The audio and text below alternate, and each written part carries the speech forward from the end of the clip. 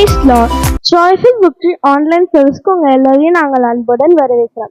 இப்பொழுது ரொமோனா Bible verse படிப்பாங்க. சங்கீதம் 23.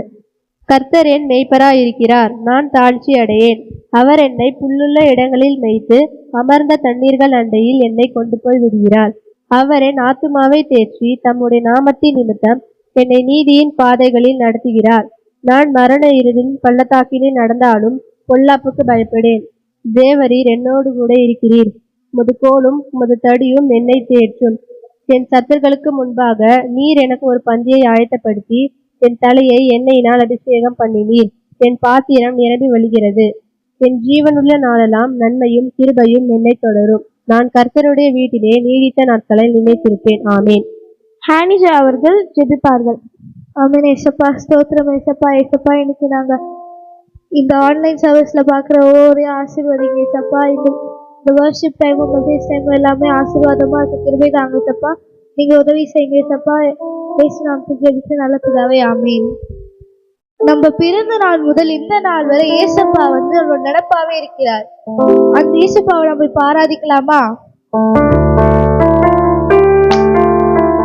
நடப்பாவே நினைச்சாலே உள்ளமெல்லாம் தொழுதையா.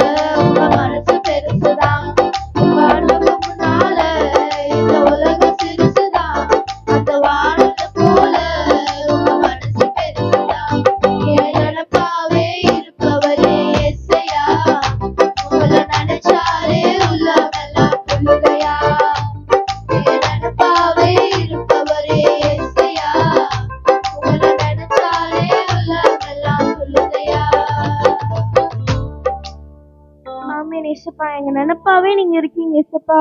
அதுக்காக நன்றி ஏசப்பா. இப்ப எலியாவின் தேவன் நம்ம மத்தியில அசைவாடி கொண்டிருக்கிறார். அந்த நாமத்தை நம்ம பாடலாமா?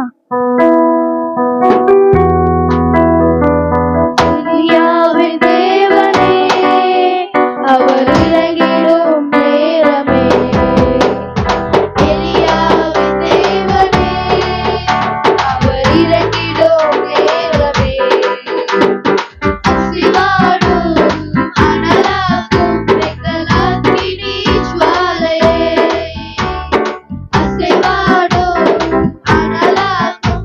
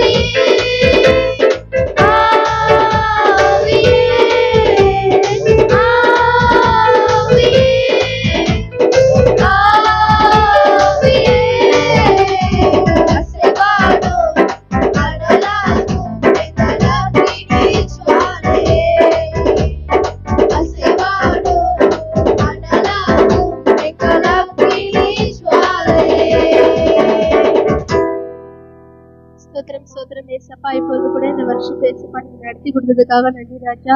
நெக்ஸ்ட் வரப்போற மெசேஜ் டைம் ஏசப்பா நீங்க நடத்தி கொடுங்க. இதை பார்த்துட்டு இருக்க ஒவ்வொருவரையும் ஏசப்பா நீங்க ஆசீர்வதித்து கொள்கிறவர் ராஜா. சகல துதி கன மகிமை யாம் ஒருவருக்கே செலுத்துகிறோம். இந்த மீட்பு ரட்சிக்கிற மாதிரி நீங்க இயேசுவின் நாமத்தில் ஜெபிக்கிறேன். நல்ல பிதாவே, ஆமென். ஹல்லேலூயா. கர்த்தருடைய நாம் மகிமைப்படுவதாக. இந்த காணொலியை காண்கிற அனைவரையும் கர்த்தர் ஆசீர்வதிப்பாராக.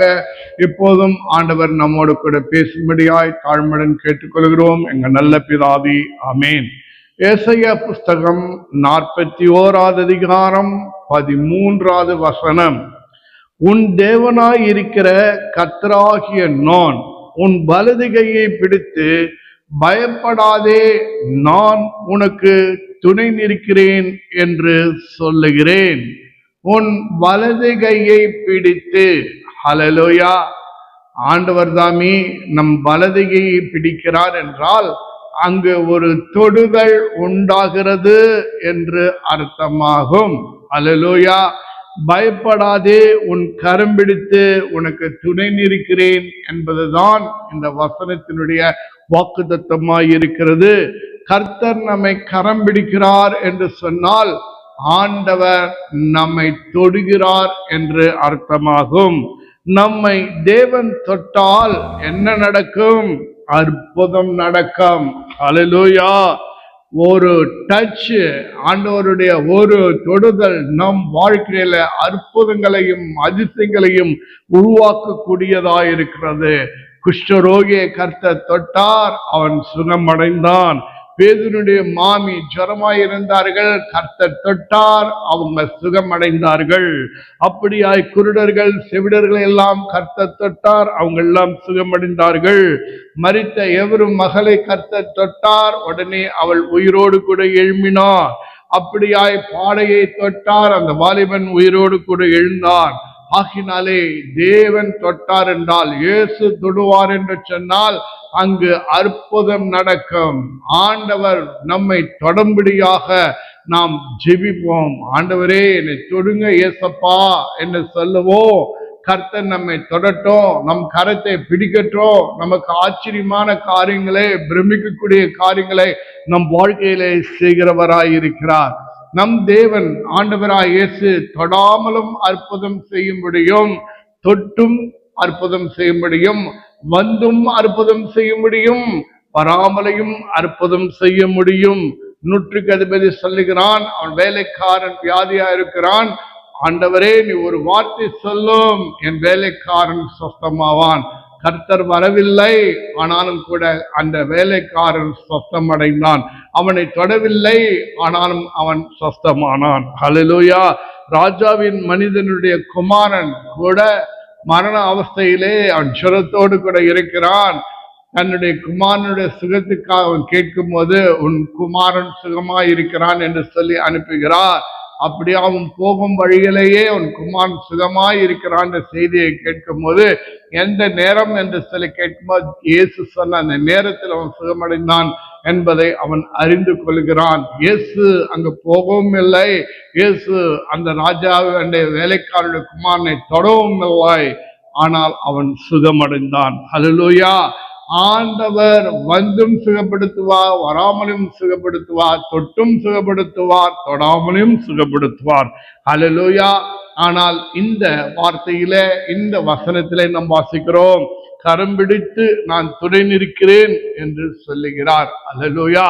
அதனுடைய ஆழமான அர்த்தம் தான் என்ன? கரம் பிடித்து நான் உனக்கு துணை நிற்கிறேன் என்று சொன்னால் அதனுடைய அர்த்தம் தான் என்ன? முதலாவது காரியம், கர்த்தர் சொல்லுகிற ஒரு காரியம் என்ன தெரியுங்களா? நீங்க தனியாக இல்லை, ஹல்லேலூயா என்று உணர்த்துவதற்காக கர்த்தர் நம் கரத்தை தொட்டு பயப்படாதே நான் உனக்கு துணை நிற்கிறேன் என்று சொல்லுகிறார். இன்றைக்கு தனிமை உணர்வோடு கூட இருக்கிறாயா? எனக்கு யாருமே இல்லை என்று சொல்லி நீ இருக்கிறாயா? எனக்கு ஆறுதல் சொல்லவோ, என்னை தேற்றவோ, என் வழி நடத்தவோ, ஆலோசனை கொடுக்கவோ, என்னை பலப்படுத்தவோ, என்னை தேற்றவோ யாரும் இல்லை என்று சொல்லி இருக்கிறாயா? இதோ இயேசு சொல்லுகிறார், உன் வலது கரத்தை பிடித்து நான் உனக்கு துணை நிற்கிறேன், நான் உனக்கு தேற்றவாளனாய் இருக்கிறேன், உனக்கு ஆலோசனை கொடுக்கிறவராய் இருக்கிறேன், உனக்கு துணையாய் இருக்கிறேன், உன்னை பலப்படுத்துகிறவராய் இருக்கிறேன், உன்னை வழி நடத்துகிறவராய் இருக்கிறேன், நான் உன்னோடு கூட இருக்கிறேன் என்று சொல்லு. தேவன் தான் உங்களோடு கூட இருப்பதை உணர்த்துவதற்காக உன் கரத்தை பிடித்து பயப்படாதே, நான் உனக்கு துணை நிற்கிறேன் என்று சொல்லுகிறார். அல்லேலூயா. ஈசாக்கு பாருங்க, அவனுக்கு ஆண்டவர் ஆபிரகாமின் தேவனாக, பிதாக்களின் தேவனாக ஈசாக்குக்கு வெளிப்படுத்தினார். யாக்கோபு பாருங்க, வனாந்தரத்துல படுத்திருந்தான், அவன் தனியா இருந்தான், எங்க போறது என்ன செய்ய தெரியல. ஆனால் ஆபிரகாமின் தேவனும் ஈசாக்கின் தேவனும் பிதாக்களின் தேவன் இதோ யாக்கோபுக்கு தரிசனத்துல வெளிப்படுத்தி அவனோடு கூட இருந்து, நான் உனக்கு சொன்னதை செய்யும் அளவும் உன்னை கைவிட மாட்டேன் என்று அவனுக்கு துணையாய் நின்று அவனை தைரியப்படுத்தி அவனோடு கூட இருக்கிறார். அல்லேலூயா. ஆகாரை எடுத்துக்கொள்ளுங்களேன். ஆகாருடைய வாழ்க்கையில அப்படிதான், வனாந்தரத்தை அலைந்து திரிகிறாள். கர்த்தர் அவளை கேட்க, ஆகாரே உனக்கு என்ன சம்பவித்தது? பிள்ளையின் சத்தத்தை கேட்டார் என்றெல்லாம் சொல்லி அவளுக்கு துணையாய் இருப்பதை வெளிப்படுத்துகிறார். இன்றைக்கு நீ அனாதை இல்லை, இயேசு உன்னோடு கூட இருக்கிறார். இயேசுவை நீங்கள் எப்படி வேணாலும் பாருங்கள்.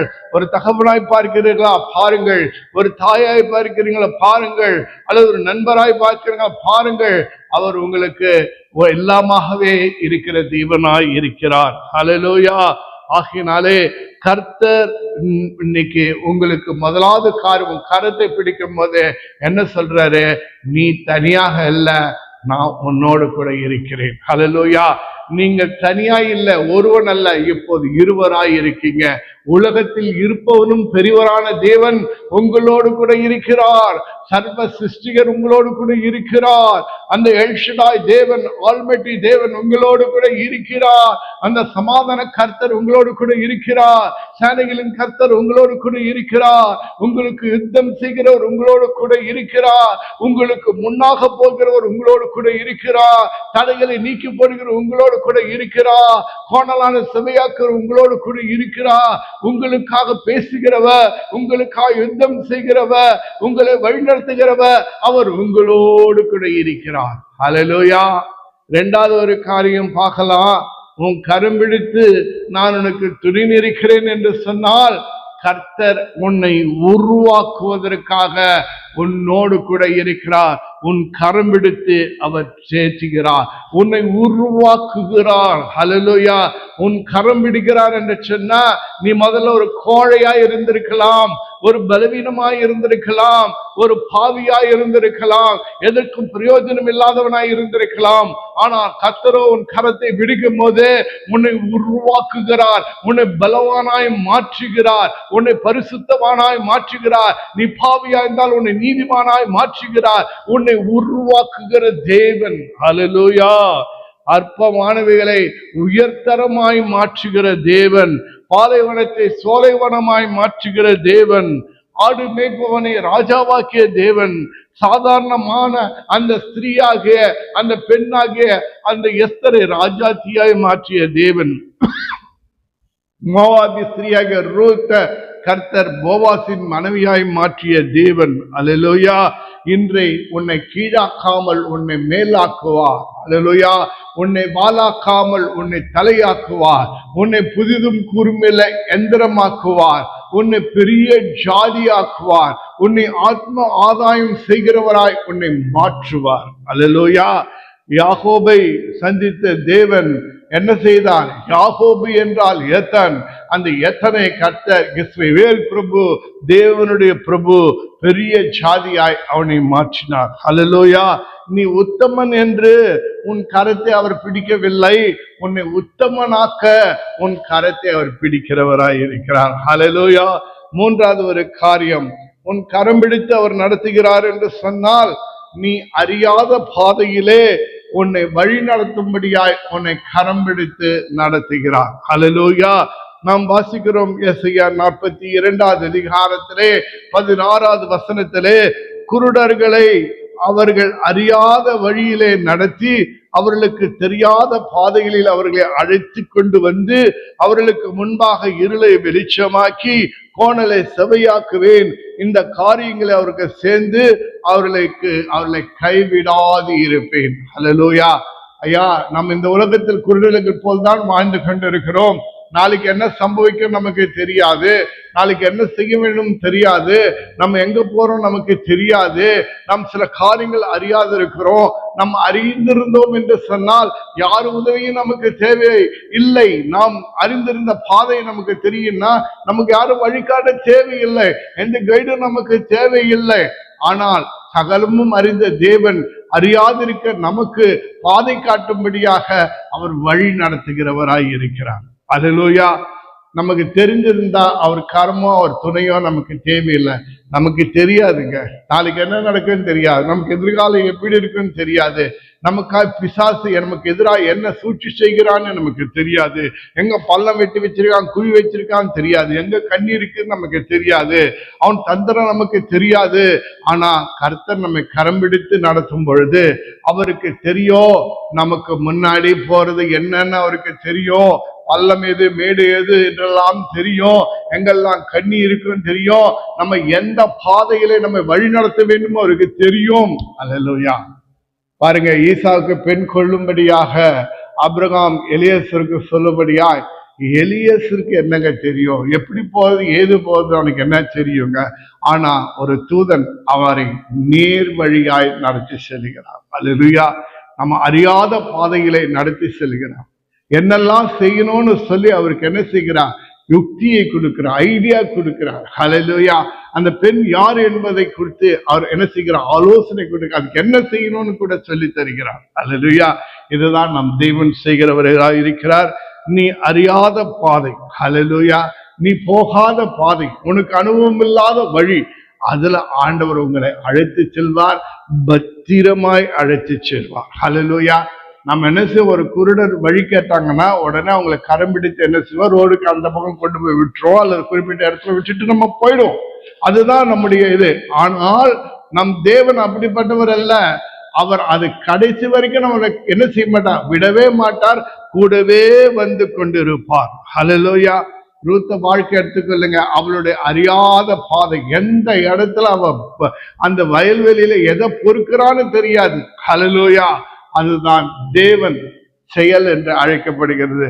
அவளுக்கு தற்செயல் என்று இருக்கலாம், ஆனா அது தேவன் நடத்திய பாதை.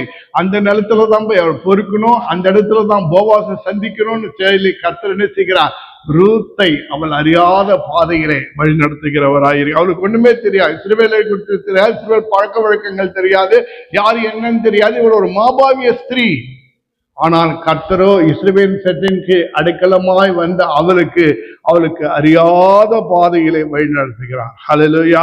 நம்ம எடுத்துக்கொள்ளுவோம், யாக்கோபு, யோசேப்பு, இவங்களுக்கெல்லாம் வழி தெரியாது, எங்க போறோம் என்ன நடக்க போகுது என்று சொல்லி. இவர்கள் எல்லாம் அனாந்தரத்திலே சூரியன் அஸ்தமித்து வேலையில இவங்களை சோர்ந்து போய் வேதனையோடு என்ன செய்யுதுன்னு தெரியாம அங்க இருக்கிறாங்க. யோசேப்புக்கு குழியில விழுந்து அடிமையாகி கைதியாகி அவன் எதிர்காலத்துக்கு குறித்து ஒண்ணுமே தெரியாது, அறியாத பாதை. ஆனா கர்த்தரோ அவனுக்காக கிரியை செய்கிறார். ஹல்லேலூயா. அதே மாதிரிதான் தாவீது கூட அறியாத வனாந்தரத்துல கிபியில அங்க இங்க ஓடி திரிகிறோம். ஆனா கர்த்தர் அவனை எங்க ராஜபாதையிலே அவனை கொண்டு போய் கொண்டிருக்கிறார். அல்லேலூயா. ஆகினாலே உங்களுடைய அறியாத பாதை கோணலை எல்லாம் செவையாக்கி தடைகள் எல்லாம் நீக்கி போட்டு உங்களை என்ன செய்வார், உங்களை கொண்டு போய் சேர்க்கிறவராயிருக்கிறார். சேர்த்து விட்டு விடுகிறவர் அல்ல, அவர் உங்களோடு கூட இருப்பார். அல்லேலூயா. கர்த்தர் உங்களை நடத்தும் போது ரெகுலராய் நடத்துவார், நித்தமும் நடத்துவார். அல்லேலூயா. கரம் பிடித்து நடத்துகிறவர் நித்தமும் நடத்துவார். அல்லேலூயா. கர்த்தர் நல்ல மேய்ப்பராய் இருக்கிறார். ஒவ்வொரு நாளும் உங்களை புல்லுள்ள இடங்களிலும் அமர்ந்த தண்ணீர்கள் கொண்டு போய் விடுகிறவர். ஆம், நித்தமும் நடத்துகிற தேவன் உங்கள் தேவன், நம்முடைய தேவன். நித்தமும் நம்மை நடத்தி நம்முடைய எலும்புகளை நினமுள்ளதாய் மாற்றுகிறவர். நம்முடைய வாழ்க்கையானது நீர்ப்பாய்ச்சலான தோட்டத்தை போலும் வற்றால் நீருற்று போல இருக்க செய்கிறவர் தான் நம் ஆண்டவர். ஹல்லேலூயா. நமக்கு பாதையை குறித்து நிச்சயம் இல்லாதிருக்கலாம், ஆனா நம்மை நடத்துகிற இயேசு கிறிஸ்துவை குறித்து நிச்சயம் நமக்கு உண்டு. ஏனென்றால் நான் விசுவாசிக்கிறவர் இன்னார் என்று நான் அறிந்திருக்கிறேன். அல்லேலூயா. என்னை நடத்துகிறவரை குறித்து முழு நிச்சயம் எனக்கு உண்டு. ஏன்னு சொன்னா அவர் என்னை தவறான பாதையில வழி நடத்த மாட்டாரு. அவர் என்னை சரியான பாதையில தான் வழி நடத்துவார். அல்லேலூயா. நம் தகப்பன் நம்மை தவறான பாதையில வழி நடத்துவாரா? நம்முடைய தாய் நம்மை தவறான பாதையில வழி நடத்துவாங்களா? இல்ல. அவங்களே செய்யும் போது பரலோக பிதா நம்மை அப்படி தவறான பாதையில வழி நடத்துவாரா? கரம் பிடித்தவர் நம்மை சரியான பாதையிலே நடத்துவார். நம்மை நடத்துகிறவர் குறித்து நிச்சயம் நம்ம உண்டாயிருக்கட்டும், நான் விசுவாசிக்கிறவர் இன்னார் என்று நான் அறிந்திருக்கிறேன். அல்லேலூயா. ஐந்தாவது ஒரு காரியம் என்னன்னா, என்னை கைபிடித்தவர், என் கரம் பிடித்தவர், அவர் என்ன செய்ய மாட்டார்? என்னை கைவிடவே மாட்டார். அல்லேலூயா. நான் வேணா கையை உதறலாம், ஆனா அவர் கரத்தை உதற மாட்டாரு, நம்மளை விட மாட்டாரு. அவர் நம்ம பிடிச்சிட்டாருன்னா பிடிச்சதுதான். அல்லேலூயா. அவர் நம்ம விடவே மாட்டார். ஆகினாலே நாம் வாசிக்கிறோம் எபிரேயர் 13:5, நான் உன்னை விட்டு விலகுவதுமில்லை, நான் உன்னை கைவிடுவதுமில்லை, நான் மோசையோடு கூட இருந்தது போல நான் உன்னோடு கூட இருப்பேன், நான் உன்னை விட்டு விலகுவதுமில்லை, உன்னை கைவிடுவதுமில்லை என்றெல்லாம் நாம் வாசிக்கிறோம். யாக்கோபு கூட சொல்றார், நான் உனக்கு சொன்னது செய்யுமளவோ நான் உன்னை கைவிட மாட்டேன். அல்லேலூயா. நம் தேவன் நம்மை கைவிடவே மாட்டார். அல்லேலூயா. முதலாவது காரியம், நான் என் தேவன் என்னை கரம் பிடிக்கிறார் என்றால் என்னை தொடுகிறார். என்னை தொடுவது எனக்கு வாழ்க்கையிலே ஒரு ஆசீர்வாதம். என் வாழ்க்கையை மாற்றுகிறார். என் வாழ்க்கையில அற்புதம் உண்டாகும், அதிசயம் உண்டாகும். இரண்டாவது காரியம், நான் தனியாக இல்லை, கர்த்தர் என்னோடு கூட இருக்கிறார். அல்லேலூயா. ஆண்டவர் அதுக்கு நம்மை மூன்றாவது காரியம், நம்மை உருவாக்குகிறார். அல்லேலூயா. என்னை உத்தமன் என்று சொல்லி அவர் உருவாக்கவில்லை, என்னை உத்தமனாக்க அவர் என்னை உருவாக்குகிறவராய் இருக்கிறார். அடுத்த ஒரு காரியம், பாதையை நான் அறியாதிருக்கிறேன், ஆனா பாதை அறிந்தவர் என்னை வழி நடத்துகிறவராய் இருக்கிறார். அல்லேலூயா. பாதையை குறித்து நிச்சயம் எனக்கு இல்லை, ஆனா என்னை நடத்துகிறவரை குறித்து நிச்சயம் எனக்கு உண்டு. அவர் என்றும் என்னை கைவிடாத தேவனாய் இருக்கிறார். அல்லேலூயா. இந்த காணொளி காண்கின்ற அனைவரையும் கர்த்தர் உங்களை ஆசீர்வதிப்பாராக. ஆறாம் முதல் முடிவழைக்கின்ற வழிநடத்துகிற தேவனுக்கு ஸ்தோத்திரம். நன்றி ஆண்டவரே. ஆண்டவராய் இயேசுவே, காணிக்கை கொடுக்கவும் பிள்ளைகளே அபரிமிதமா ஆசீர்வதிங்க ஆண்டவரே. இந்த காணொலியை காண்கின்றவர்களுடைய வாழ்க்கையில என்ன பிரச்சனை இருந்தாலும், எந்த பலவீனம் இருந்தாலும், எந்த குறை இருந்தாலும் கர்த்தாவே இப்போதே ஆண்டவரே நீங்க அவங்க கருத்தை பிடித்து பயப்படாதே, நான் உனக்கு துணை நிற்கிறேன் என்று சொல்லுகிறேன். நமக்கு ஸ்தோத்திரம். நல்ல சுகம் உண்டாகட்டும், ஆரோக்கியம் உண்டாகட்டும், சந்தோஷம் உண்டாகட்டும். தேவைகளை சந்திங்க, தடைகளை நீக்கி போடுங்க. கிருபை அருங்க இறக்கமா இயேசு நாமத்தில் பிதாவே, ஆமென். என் ஆத்துமாவே கர்த்தரை ஸ்தோத்திரி, என் முழுமையார் பரிசுத்த நாமத்தை ஸ்தோத்திரி. என் ஆத்துமாவே கர்த்தரை ஸ்தோத்திரி, கர்த்தர் செய்த சகல உபகாரங்கள் மறவாது. ஆமென். கர்த்தராகிய இயேசு கிறிஸ்துவின் கிருபையும் தேவனுடைய அன்பும் பரிசுத்த ஆவியின் அன்னோனியம், மயக்கம், சந்தோஷம், சமாதானம், ஆரோக்கியம், காவல், பாதுகாப்பு அனைத்தும் நம் அனைவரோடு. ஆமீன், ஆமீன், ஆமீன். God bless you everybody. ஆமீன்.